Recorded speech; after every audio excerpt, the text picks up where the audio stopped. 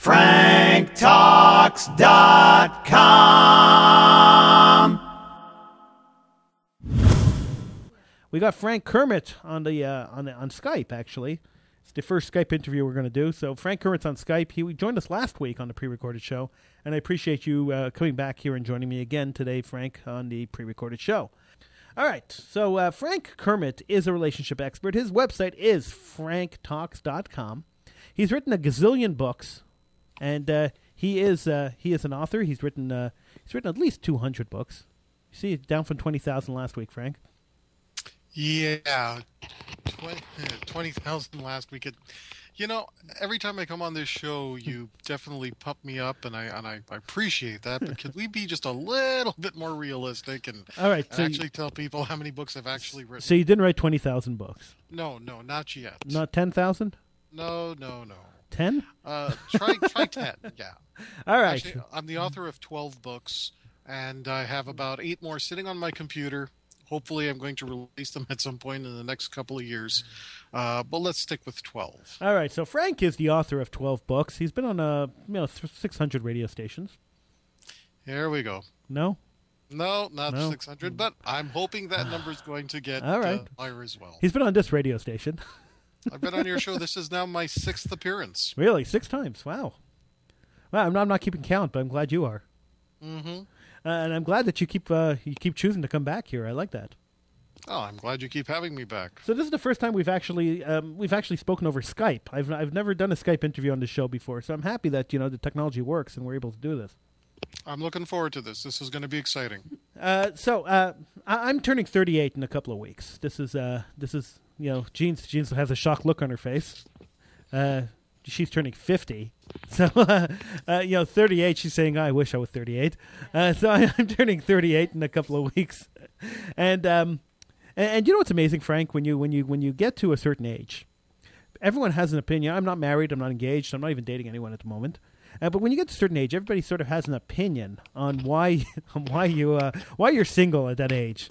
And when you're younger, when you're in your 20s and your early 30s, nobody bothers to express that opinion to you. I mean, they have the opinion, but no one expresses it, right? But as you get on the years, and the years go by, and you get older and older, suddenly everyone has an opinion on why you're single, and they're not afraid to express it anymore. Frank, why do you think people are more apt to tell you why you're single when you're older than they are when you're younger?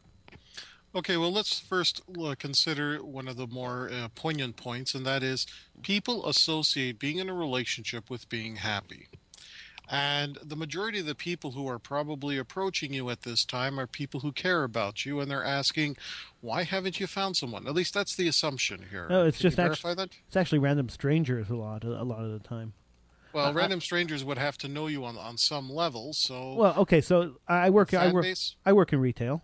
Okay. So there's a lot of people who come into the store and they see me, or a lot of people come up to the counter and they see me, and they come over and they talk to me, right?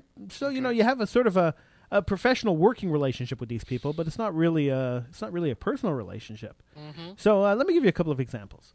A guy comes up to me, maybe 6 months ago, and looks at me and says, "You're the same age as my son." And I said, "Yeah." I know his son. I've known his son for years. He says to me, "My son's married and has 5 kids. You're not married." I said, Yes, I know that. Then he says to me, "How could you not be married? Over half your life is done already. And you're not married." And I just looked at him. And you can't laugh in their face, right? Because I find the stuff kind of funny. So you can't really laugh in his face, right? But I just kind of looked at him incredulous. Half my life is done already? Frank, do you think at 38 half your life is done? I would say if you look at the lifespan, what's the lifespan for a man these days? I think it's 88. 88. Yeah. So if we consider the average lifespan to be a lifetime, and you are now approaching 38, you're saying? Yeah. You are almost at the halfway point in that context. the halfway point would be 44. So there's still 7 years Well, to you'd go. be almost. You are almost at the halfway point. Right. That's assuming you live to 88. Now, if you live longer, there's more of an argument you're further off from the halfway point. If you die in 10 or 15 years from now, then more than half your life is over, but we don't know when God calls us back. That's right. So to make that assumption is kind of insulting, I think. Well, here's the thing. I don't know if the guy was trying to insult you. Oftentimes, when people approach someone and say, "Why aren't you married? Why aren't you in a relationship?" what they're saying is, "I think you're such an amazing person. Doesn't somebody else think you're amazing enough to be with you?" Take it as a compliment. And I know it's hard to do that sometimes because they may be pressing a button which is touching on a core hurt. You may be feeling alone. You may acknowledge the fact that there's no one in your life and you're not sitting too well with that. When someone approaches you and says, "How come you're not married? How come you're not with somebody?" assume that they mean it as a genuine compliment. Because right now you're thinking, okay, why would he say something like that? Why would he tell me that my life is half over? Try looking at it this way. He thinks you're so amazing, Howie, that he's saying, "I think you're amazing. There's nothing wrong with you to my knowledge. Why hasn't some girl just found such incredible value to you that she would want to spend her rest of her life with you? Because I think you're a great human being." Take that perspective, put that behind his comment. How do you feel about it now? But how do you take that perspective with somebody who barely knows you? Well, he assumes that you must be a great guy. Oh, okay. You say that he knows Because I sell him something occasionally? I'm a great guy? You have a rapport with him. You said that you've known his son for years. Yeah, it doesn't mean I know him.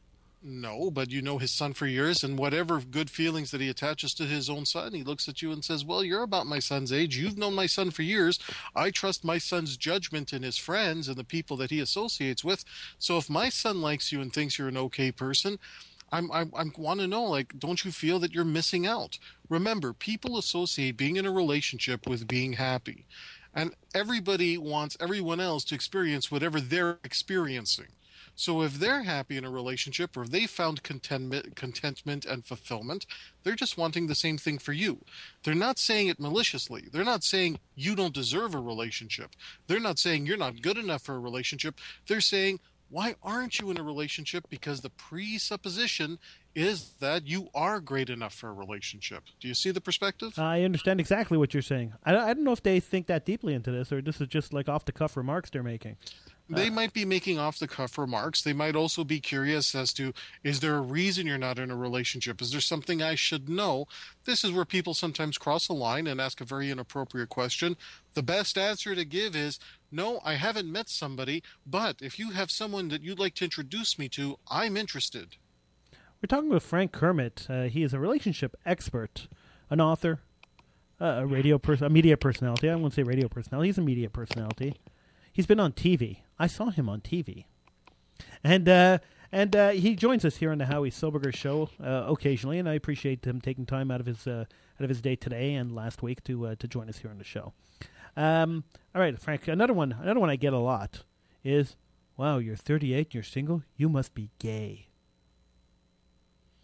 Well, there is that potential stigma with it. If you are older and you're not with someone of the opposite gender, people will assume that there might be a reason, and one of those reasons could be that you are a homosexual, and because you're not comfortable with those feelings or you don't wish to act on those feelings, you stay out of relationships altogether. Another way to look at this, because everyone assumes that relationships equals happiness, very few people can understand why anybody would knowingly or actively stay out of relationships. So they assume that if you're trying to avoid a relationship, if you're trying to avoid happiness, there must be a reason. And that's hard for people to understand. Now, as a relationship coach, I can tell you that there are people who associate great pain with being in a relationship. Maybe they've had their trust violated at a very young age. Maybe they associate relationships with bad connections, bad experiences. They watched their parents and their extended families in very bad situations, and they equated that a relationship equals being vulnerable to bad people. We don't know what is in someone's past. What we do know is that somebody's past can definitely affect how they act and behave in the present. And if somebody is trying to avoid relationships in the present, and I'm not saying you are, I'm not saying you're trying to avoid anything. I am saying that that is a possible interpretation that people may have that, wow, he's not in a relationship. Is he trying to avoid relationships? If so, why? What's going on?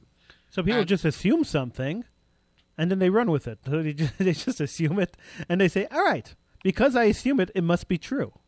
people try to make sense of the world by putting other people into categories.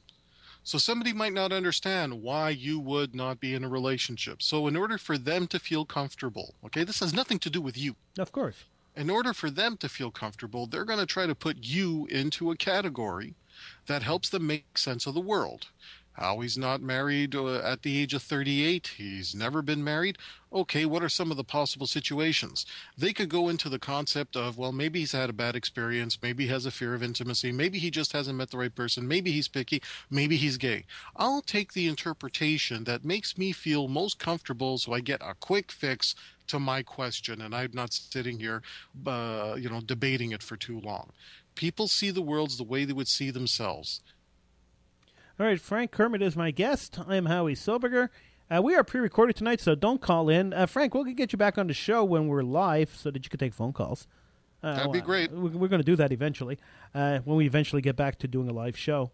We're going to take a little break. When we come back, the Howie Silbiger Show continues here on 1650 AM CJRS Radio, Show Montreal. Need help with love, sex, dating, and relationships? Visit franktalks.com. Frank Kermit is my guest. He's a relationship expert. His website is franktalks.com. And franktalks.com is the place you go for all your relationship advice.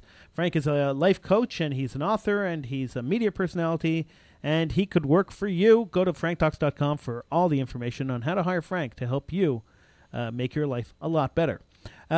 Frank, Gene has an issue with you.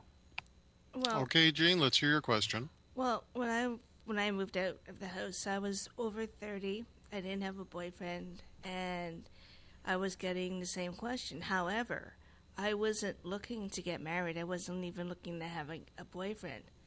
I finally met my significant other when I was 34, and I got married when I was 36. And we don't have any children, which I'm very happy about, because I don't think at my age I would be able to handle that. But I think by people putting us in boxes doesn't really make us feel better. It makes us feel like we're out of touch with reality. Why are we not doing this? Why are we not doing that?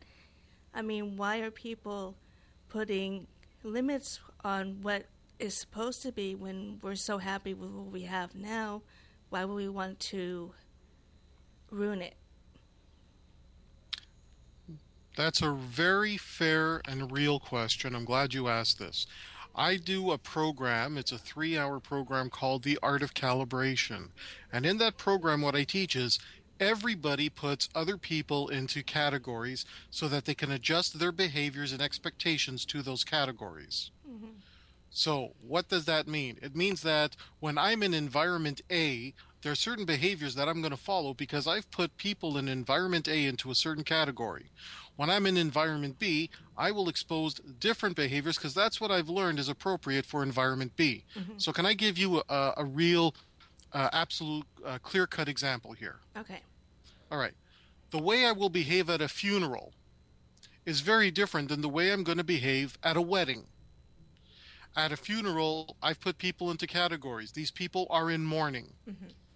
There's certain conversations which would be considered inappropriate. So I am going to adjust my behavior to that environment. That doesn't mean I'm going to do something that's against my morals, my values. It means that in this environment and with these people at this time, I put them into a certain category. I adjust my behaviors accordingly. When I go to a wedding, it's a very different environment. People are not in mourning. Well, we hope that they're not in mourning. We hope that they're celebrating and that they're happy, and it's a celebration of moving to the next stage of life for these people and their families. So your behaviors, what you would say, the type of jokes you would make, the type of way that you would celebrate that is going to be very different, so you adjust your behaviors there. Mm-hmm. Now, this isn't just in major occasions like a funeral or a wedding. This is every day. You go to work, you put people into categories: potential customer, employer, fellow employee, coworker, friend from outside the job. And with each person, you're going to modify your own behaviors. That's how you move through the world. So when people look at other people who, let's say, are different from them, Hmm. what they're doing is that they're trying to put other people into categories, not because their intention is bad. There's nothing malicious behind it. This is how human beings moved through the world.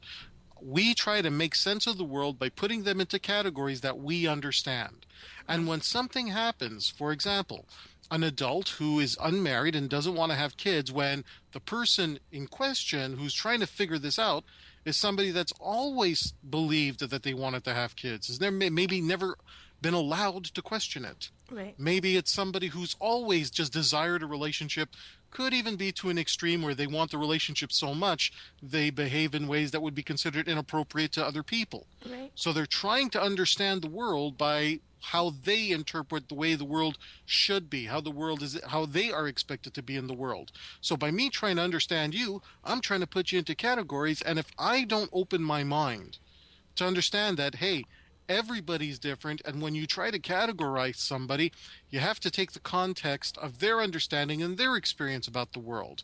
So initially, you're dealing with people who haven't yet come to that level of self actualization.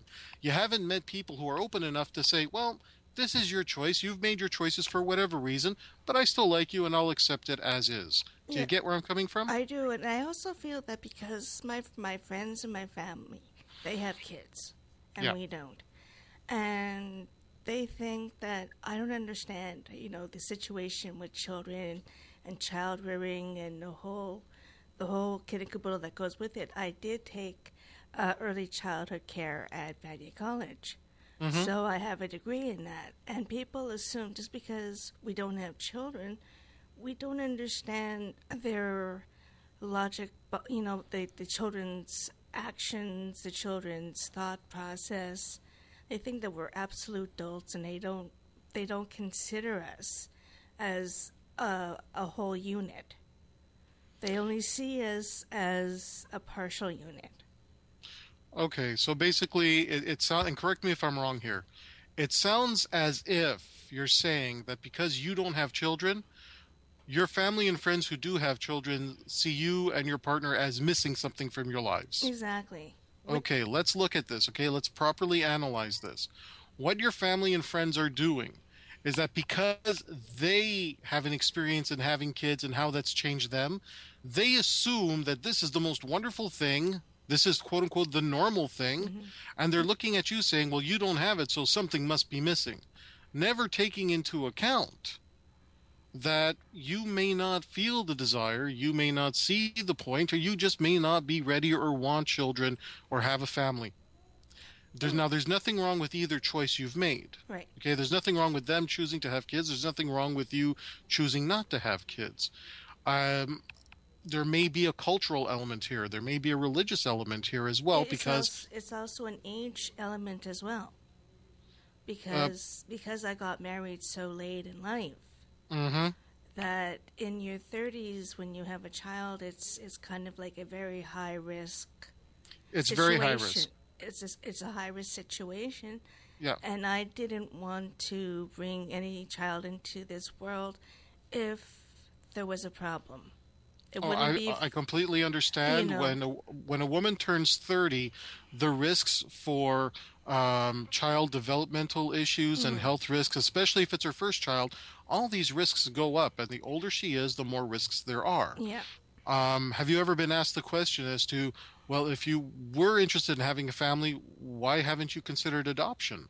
Have you been asked that question? Yeah, because the way adoption works is that you have to have two lawyers, you have to have $100,000, and you have to be able to fly from here to whatever country you're going to be adopting a child. And it takes about 10 years to do it, and the cutoff age for for male and female is 50. Okay, so you have looked into it, it sounds Yeah, like. and it's really really a risky situation. We have looked into doing surrogate. We have looked into all kinds of other ways of doing it. And a friend of ours adopted a child, and they were very lucky because a lot of places are not legitimate, and they take your money and they don't do anything with it, but they close up and open somewhere else. Right, the fly-by-nights. You're right. So the thing is that we didn't have the money at the time to really do this because it's very, very expensive. As you know, lawyers charge every time you call them. Yes. And you have to be ready to go on an airplane any time of the day or night, wherever you have to go. And you have to pray that when you get a child, like if I were to have a child, my child would have to be over the age of 16. So that means that I've missed that developmental stage of their child-rearing days. There's a lot of regulations to follow when you're looking to adopt. It's much harder now than it used to be. There used to be orphanages, and now everything is handled much more, I guess the word would be efficiently. Not really. Not well, really. efficiently, but in the sense that you don't necessarily have a huge pool of children sitting at an orphanage waiting for the next couple to walk through the door saying, I want to adopt. It's much more bureaucratic. I don't think so, because in third world countries, especially in Russia, their orphanages are horrible. Absolutely horrible. In countries outside of Canada, yes. Well, that's where we were. That's where we were looking, because to adopt in Canada, I would have to adopt a child over 13 years old. And to have a 13-year-old in my house at my age right now, I don't think I would be able to cope with all this, with all the mayhem and all the issues that the child would come with, because I missed the early years when the child was growing up. I don't know what happened in the past with this child. I don't know if it has any problems, medical problems, emotional problems. So, there's a lot to think about when you have a child. Absolutely. And you have an educational background that makes you aware of everything that could possibly happen and what's important. Right. So I do want to let you know, though, that when people do ask you why you haven't had children and so on, I know it's easy to feel attacked because it's a question of why. Am I not good enough just the way I am? But you always have to take whatever they're saying through the context of their own life experience. Maybe they grew up in an environment where they felt so much pressure that they didn't even feel they had the option. Right. So they look at you and figure, well, wait a minute, didn't you grow up with the same pressure that I did? Didn't you grow up in the same environment that I did where you felt the same pressure? Why didn't you cave into that pressure? What was different about you that, because again, let's be honest here, there may be some parents out there who weren't ready to become parents when they did, but they felt so much pressure to take that action. And, once the kid is there, well, it's not like you can send it back. No. So, it does, unfortunately. Well, you could give it up for adoption. There are things you could do with it. There are things you can do with it. However, for the most part, people end up having kids and they say, okay, it sounds like a good idea. And, when things get a little tough, sometimes parents, and not all, but I have seen couples where they'll have the second and third kid hoping that it's going to make the situation better. Right. When the situation maybe wasn't great the first time around when they had the first kid. So what I'm trying to say is that there's all kinds of different paths that will lead everybody to their present situation. So when they're looking at you and they're saying, well, how come you didn't follow the same path I did? Let's be honest here. Sometimes you may be dealing with people who are jealous. Maybe you're dealing with people who are in awe of the fact that you didn't suffer the same type of pressure that they did that caused them to make certain decisions early on in their life. So always look at it from their perspective of what is their context. So can I give you an absolutely personal example that has nothing to do with the topic at hand, but will really give you an idea? Sure. Okay. I'm a big guy. I'm overweight. Medically, I'm considered morbidly obese. Now, there is a difference between teenagers who follow me home threatening violence because I'm a big guy. Right. Because the experience and the context of that is they're looking to do harm to somebody who's different. And going to the playground or going into a daycare to pick up my kid or play with my kid and having some little kid come up to me and say, "You eat too much." When you have a 3-year-old who's just learning to speak and they spout that off, or maybe another kid who just comes up and very innocently pats me on the belly as if I'm like Kung Fu Panda or something and says, "Oh, you are a soft belly," and then walk away. Let's look at the context. Should I be offended when the 3-year-old and the 4-year-old make a comment about my size? No. Why? Because the context of their experience is, I see something new, something pops into my head, it'll pop right out of my mouth. I understand that the context of it is not malicious. It's more of an awe of, wow, somebody is so big. And in most cases, as soon as somebody says, "You eat too much," I'll say, "Really? What else? What color is your dress?" "My dress is yellow." And they're right off to another topic. Whereas when you're dealing with the context of the teenagers, you're dealing with the context of people who know better and are doing it for the purposes of being malicious and threatening violence.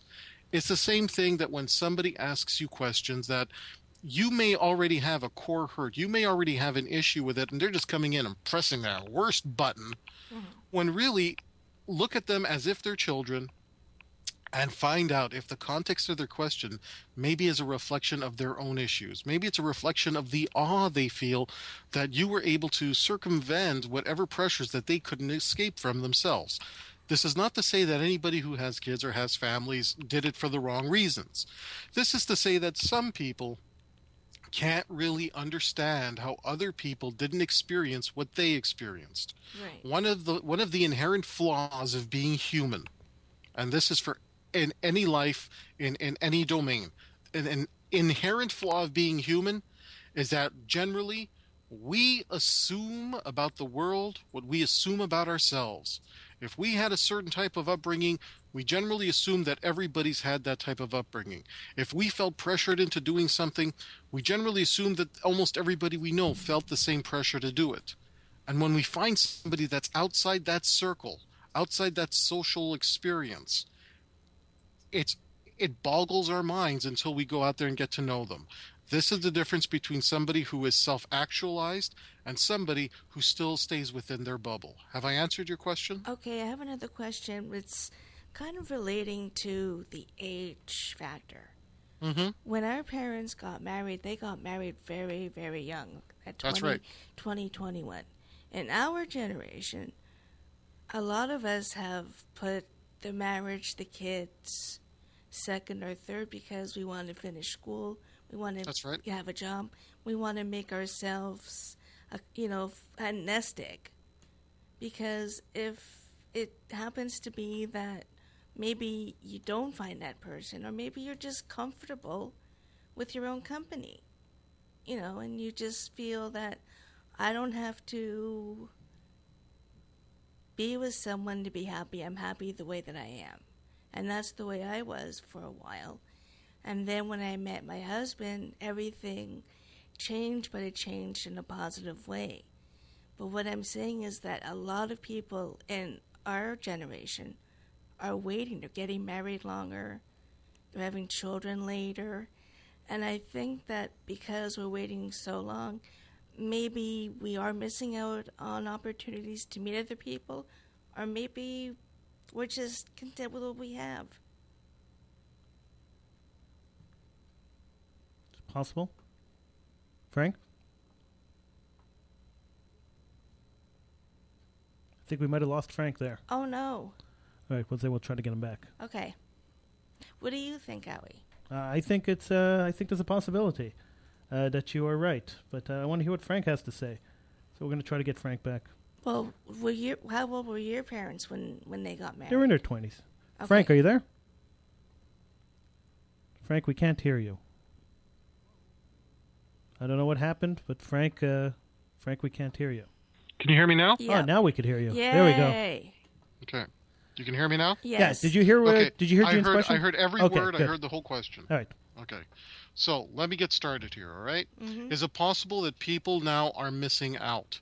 All right, let's look at the context of that question because it's a big question to answer. Yeah. So let's first establish some facts here. Yes, at the time of our parents, people were marrying young. My parents were married at the age of 18. Mm-hmm. And within 2 or 3 years, they had their first kid. And then, a number of years later, I came out of in the situation. Right.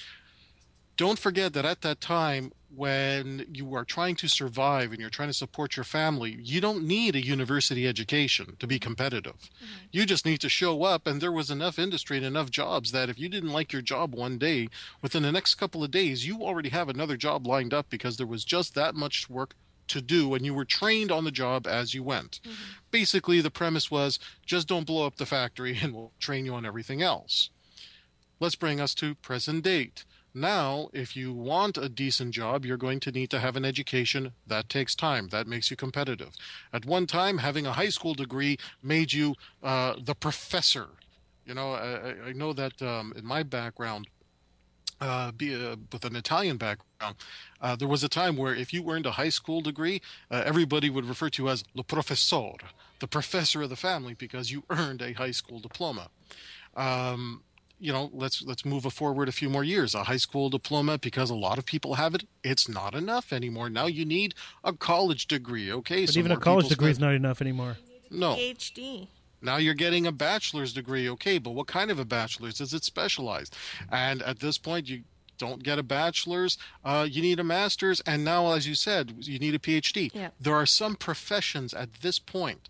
The law is changing.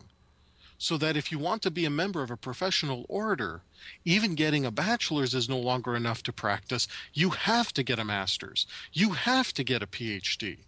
So everything is costing more. When I say costing more, I'm not just talking about the financial aspect, but the amount of effort you have to put in just to be able to get the opportunity to work. This takes time. Mm-hmm. And the idea that, well, I'm going to put off the idea of starting a family and so on until I get all this education done. Now, let's also look at the fact that, let's say, during our parents' generation, these are people who had a pretty good idea of who they were. Mm-hmm. They knew what their lot in life was. They knew what their gender role was. And today, everybody has been given the power of choice. That's generally a good thing. The problem with that, though, it comes with a consequence. The power of choice, without the skill to know what to do with it, can lead to a misery that's even worse than being in a system where you were brought up maybe in something a bit more oppressive, but at least you knew who you were and you knew what your limits were and you knew what you could and could not do. It removed those questions of who am I and what am I about? Well, who you are, your job, this is what you're doing, this is how you're going to support your family. Mm-hmm. Now, the cost of having kids has also gone up. It's not the case where you could have 3 or 4 kids all living in a one-bedroom apartment and then you survive and you move on. Nowadays, you even have laws that you can't move into a certain size apartment if you have 4 people in your family, a husband, a wife, a couple of kids. You can't move into a very tiny apartment because a lot of landlords won't rent to you because they may be breaking a law. Mm-hmm. So things right now are more difficult. Are people missing out? That's a very hard question to answer because I think going to school, socializing, getting an education, making them aware of what's going on in the world, I don't call that missing out, but it's a different type of personal growth. So you can grow personally, you can have that self-actualization by getting married, having kids early, and understanding that you might have to sacrifice things like building a career and getting an education. But because you're getting so many other things, you might not miss it if you didn't initially crave or want the family lifestyle to begin with. I'm Howie Silbiger. This is the Howie Silbiger Show. In studio with me is Gene Hodgson. On Skype is Frank Kermit. We're going to take a little break. When we come back, Frank, some people are getting engaged. Is there something that maybe they should question each other about after the engagement, or should they know everything about each other before they get engaged? We'll explore that a little bit when we come back from this short break. I'm Howie Silbiger. It's the Howie Silbiger Show. We'll be right back. Need help with love, sex, dating, and relationship issues? Help from Frank Kermit, the best-selling author and Canada's most international relationship coach, is only a click away at franktalks.com. Coaching available in person, by phone, and by Skype for singles, couples, and alternative lifestyles franktalks.com. And my guest on Skype is Frank Kermit. He's a relationship expert. You could check out his website at franktalks.com. Frank Kermit is on the Skype with us. I'm used to saying on the phone, Frank. I know, Skype is a new technology, but this is your very first Skype interview, isn't it? It's my first Skype interview, but it's not all that new technology. I think Skype's been around for like 15 years or something. Well, it's new to us because it's the first time we're using it here on your show, isn't it? Exactly. So, and I'm your first? You are my first. I'm so happy to hear that. Yes, on Skype. Hot fudge! Hot fudge! Now, relationship expert Frank, people get engaged. And Yes. You figure once they get engaged, they've pretty much known each other, for a while, except for in your case, where with 26 hours. But in most cases, they've known each other a lot longer than one day. And you figure they've asked all the pertinent questions. What do people have to know after they get engaged? I mean, are there any questions left to ask after the engagement has happened? Oh, this is such an important topic. As a matter of fact, my article in the West End Times newspaper coming up next week is also on this topic. And that is, when you're getting married to somebody, you're not just marrying the person who they are today, you're marrying their past. And if you're going to get involved with anybody, you need to know everything about their past that could come back and affect your present and your future. And there are some very hard questions people don't even feel comfortable asking. Some people are too afraid to get the truth, because in getting the truth, they may reach a point where they find things out that they didn't want to know. But those questions are important to ask if they're important to you. But wouldn't the stuff come up before you get engaged? Hopefully it would, but a lot of people don't like to share things about their past out of fear that the person that they're with won't get married to them. It's a paradox. If I really want to marry a person, but I'm scared about telling them this element of my past, they may not want to marry me, and that's a mistake. You have to be willing to sit down and test your partner to see if they'd be able to handle it. So starting a relationship on a lie is a bad idea. Well, even if you start on an omission of truth, it doesn't even have to be a lie. Right. So if there's something from your past that you know that your person that you're with right now wouldn't be interested in getting involved with you or marrying you because of it, you either need to break off that relationship before it becomes a marriage, or you need to be honest with your partner and see if you can work it out. So what kind of questions should you be asking? What should you know about your partner before you get engaged, and what should you really know about them after you are engaged? Okay, the easy answer is you need to know everything. Well, what does everything mean? I mean, everything's pretty broad. All right. Let's say I'm 38 years old, so any girl I'm going to get engaged to is going to be somewhere around 30, 30 odd, right? 30 something. It'll be a 30 something. Could be younger, could be older. We don't know. Right. But you're assuming it's going to be somewhere around 30, right? So, Okay. So someone around 30, you have a good 26 years of life experience behind them. Right. So I'm wondering, how much of that 26 years do I really have to know? Do I have to know that that they were toilet trained at 3 years old? I mean, is that really pertinent information?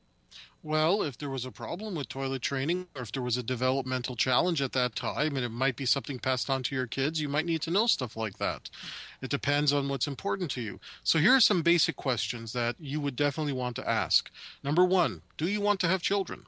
Yes or no? If you do want to have children, how do you want to raise those children? Very important question. Now let's look. You mean religious wise or moral wise? How do you mean? Moral wise, religious wise, culturally? What are some values you want to raise your kids with? So let's choose something that is not religious and not based on morals, but looking at values. Let's say you're dealing with a couple that is debating now how they should raise their male child to respond to an incident of bullying. Okay. You have one parent who says, I don't want you to learn how to fight. Violence is wrong. So if somebody is attacking you and beating you, you don't fight back, but you go see an authority figure. You have another parent says, no, hold on here. I don't want this to happen. If somebody's bullying my kid, if somebody's getting rough with my kid, I want my kid to punch back. I want my kid to fight back. And if they get suspended from school or whatever the case is, that's okay. Now you have a conflict of values there. What do? Well, you better figure it out, because if you don't, that kid is going to suffer a heck of a lot more than having at least a stable and two parents on the same front with what to do in that situation. Now let's look at a religious aspect. You're looking at even if the two people involved in the couple are the same religion, are they followers of the religion to the same degree of being devout?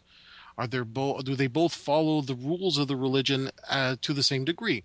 Everybody plays the line drawing game. What one person decides is an absolute must, another person decides to be a bit more flexible on, or not be as serious about.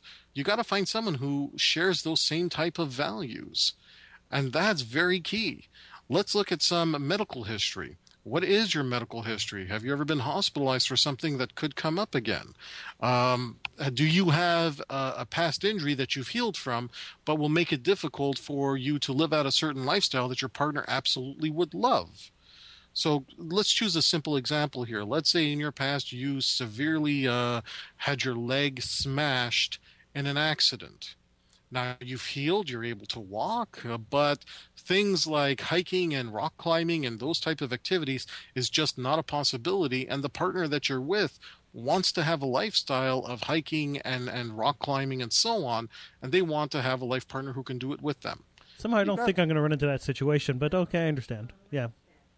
Okay. Let's look at some very serious topics here. Yeah. And if I'm going too far, I want you to tell me because I don't know what the parameters are. Let's look at something like depression, Right. anxiety. Have you ever attempted suicide? Which is a big thing. Have you contemplated suicide? Were things that bad for you at one point? People are their repeating behavior patterns. So someone who attempted suicide 10 or 15 years ago when things were really bad, what happens when things get bad again? The pendulum always swings back and forth. Things are not always good. Things are not always bad. But when the pendulum swings down into a dark time, that we all go through those dark times, how are you going to be able to handle it? Are you going to be able to ask for help? Is it the same situation, or are you past that point? Those are the types of things you need to know. One couple that I counseled, they were together for about 10 years and then ended up in a very bad and nasty divorce. One of the things that the husband in the couple never told his wife to be is that about 5 years prior to them meeting, he attempted suicide. And it was after a long struggle with depression and feeling that his life was out of his control. And it was not a good environment, but he refused to ever tell his wife. It became the big secret even amongst all of his friends. Well, after they got married and the bliss was over and real life settled in, his same depression and the same anxiety were still there, and they continued to grow. And she was trying to figure out, how bad is this going to get? And it got to the point where she couldn't take it anymore, and that relationship ended. If she had at least known that this is the type of thing she's getting into, maybe she would have decided never to get married, or maybe she would have at least understood that, okay, I'm going to prepare myself for this if it happens, because I understand that this is the price to pay if I want to be with this person. Interesting.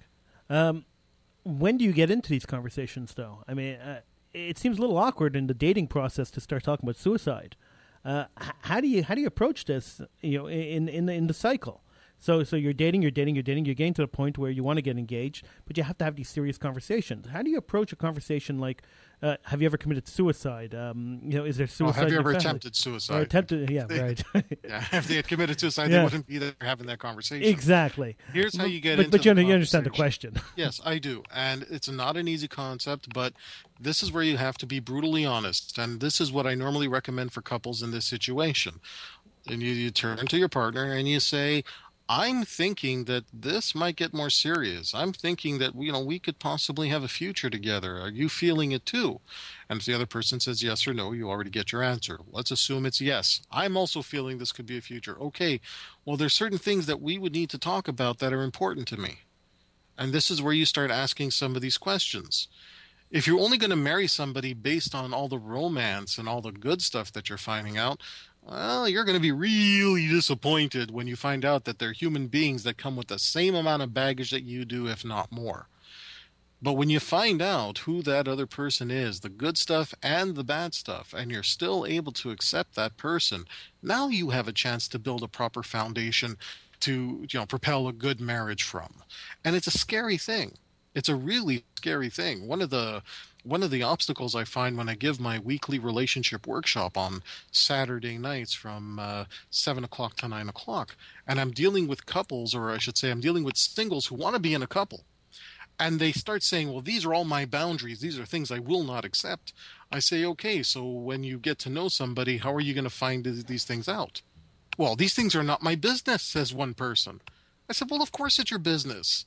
You're about to get married to somebody. They are your business because that person's past is going to affect your future. And that's not just big talking here. This is a reality. Look, let's look at the world of sex and people who are involved in the sex trade. Okay, how many times do we see in the news that somebody loses their job because something they did 15 years ago when they were in their early 20s that involved the sex trade in some way has come to surface? And it happens a lot. At least if you have something like that in your past, your spouse has got to know about it because it can affect your spouse. If you're going to have kids with your spouse should at least know that your kids might be approached by bullies with a video on their phone saying, hey, isn't this your parent? Yeah, it's scary in the digital age how it's very scary. How videos travel and they stay around forever. That's right. Frank Kermit, we're all out of time. Oh no. Oh yeah. Oh, that's too bad. It really is. Because the hour just flew by quick. I appreciate you taking the time of the hour with me. But the hour just flew by quick. We're all out of time. Last thought, Frank. Last thought. I guess the last thought is, think of that deepest, darkest secret. Think of that one thing that you're so afraid to tell your fiancé out of fear they may leave you. Once you've identified that one thing, or maybe that list of things, that's exactly what you need to see if your fiancé can handle. If your fiancé can handle that and stays with you, now you have a chance that marriage you're entering into can work forever. And if your fiancé can't handle that list now, it means the relationship would have been doomed from the day you got in. Better not to do it. Breaking up now, an unhappy breakup right now is so much better than a happy divorce. Frank Kermit can be reached through his website, franktalks.com. All the information on his web seminars and his live seminars and his coaching and everything else that has to do with Frank Kermit, his books, everything you want to know about Frank Kermit, you can find on franktalks.com. Thank you so much for joining me, Frank. Appreciate it. Thank you, Howie, and I look forward to my future appearance. Oh, and you will be back. I guarantee that. All right. All right. Frank Talks.